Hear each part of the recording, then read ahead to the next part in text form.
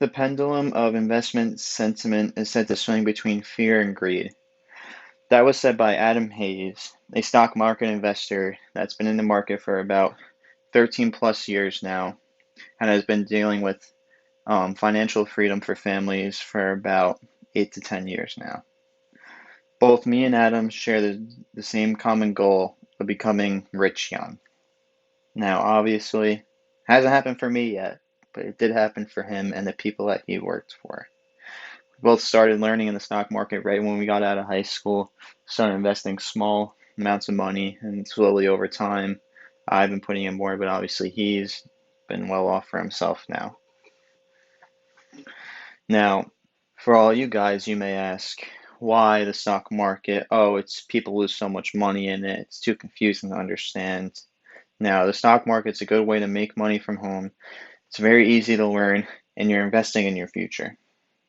Now, I'm going to go over stocks, what they are, how you get them, the markets, where they're sold, and then today's market itself.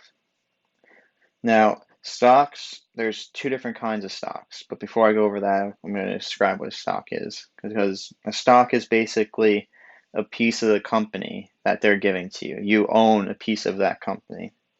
Now, with stocks, there's two different types. There's common stocks, which carry voting rights, so you can vote on certain internal companies, policies, stuff that's going on, vote on who's going to be the next CEO, stuff like that.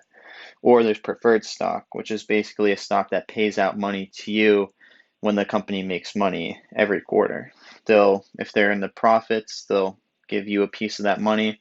If they're in the negatives, then you just don't get anything. And typically the price of the stocks will go down. The prices are set by supply and demand. If people want the stocks, then the price is going to go up because people are going to be able to sell them for more money. If they don't want them or people aren't buying them, they're going to start going downwards. Now, there's basically two different types of ways to buy and sell stocks. You have market makers, which are a person buying and selling stocks personally, like reaching out to people and selling them. And then there's trading system, which is like the most common today. It's basically online systems through the apps you can download, stuff like that on your computer. Now, stocks are sold in markets, which are two different types of markets. There's a primary market, whereas a company is directly giving you the stock. So these stocks haven't been on the stock market yet. You're going directly to the company to get those stocks. Or you have a secondary market, which is what we know today as the stock market, where somebody already got those stocks from a company and they're buying and selling them to other people. Now, a stock exchange is basically a secondary market. It's somewhere where people get together to sell stocks that are already out on the market. Now, with the markets, there's basically two different types of markets. They say, a bear market where there's not a lot of buyers looking to buy stocks, and the stock market is typically trending downward or on an even plane. Now, there's also a bull market where there's a lot of sellers, supply and demand is high, and stocks are typically increasing. Now, Adam Hayes, as I quoted before, in an article called How Does the Stock Market Work, quoted that the reality is that investing in the stock market carries risk, but when approached in a disciplined manner, it is one of the most efficient ways to build one's net worth. And the reason that is because on average, you can make anywhere between 10% to thousands of percent increase in your money instead of sticking your money in an IRA or a typical savings account where you're only making 1% to 2% if you're lucky.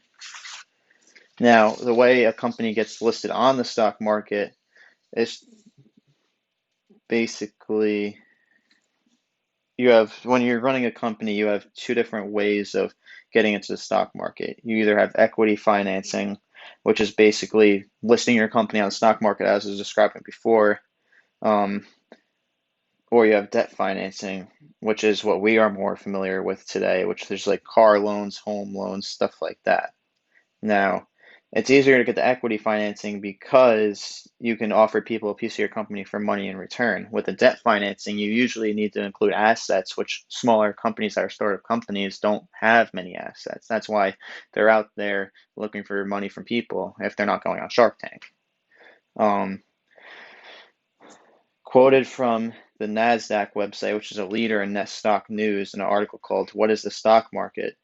A company does this by selling stock, which is partial ownership or a share of new corporation. If the company is growing, the value of each share usually goes up, which is saying like if a company wants to gain capital, gain money, that is what they're going to do. They're going to do it by selling stock.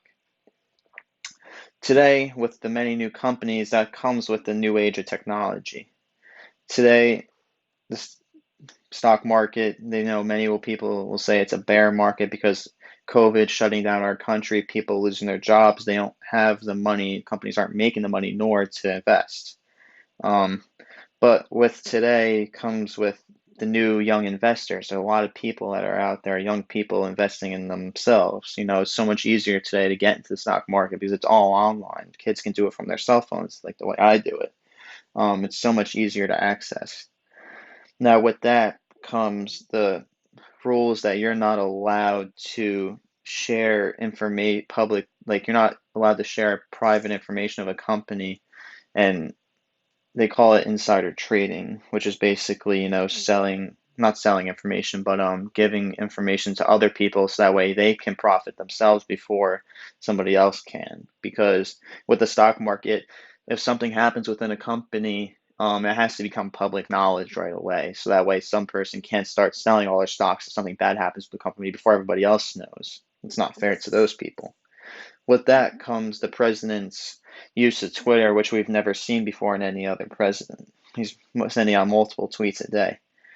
In an article titled Under His Thumb of Effect of President Trump's Twitter Messages on the U.S. Stock Market by Helen Brands and Brett Schultens, they explain his tweets are important and a novel source of market information to investors since he has insider information on U.S. government policy. The president provides high-value political information since the markets can incorporate his tweets in the context of policy views. Basically saying that Trump himself is able to control the market with what he says as per any other president, but since he's on there so much, he controls it so much more. And stock market goes up with certain things he says and down with certain things he says. Now, with all that said, um, I hope I didn't scare any of you away from the stock market because I believe it's a very great thing to get into. Um, it's such a, like I said before, the stocks and the markets, it's such an easy way to make money and you invest in yourself for your future. And with today, it being such an easy place to get into, I don't understand why anybody wouldn't want to get into it. Now that everybody has a better idea on trading, who's ready to get started making some money?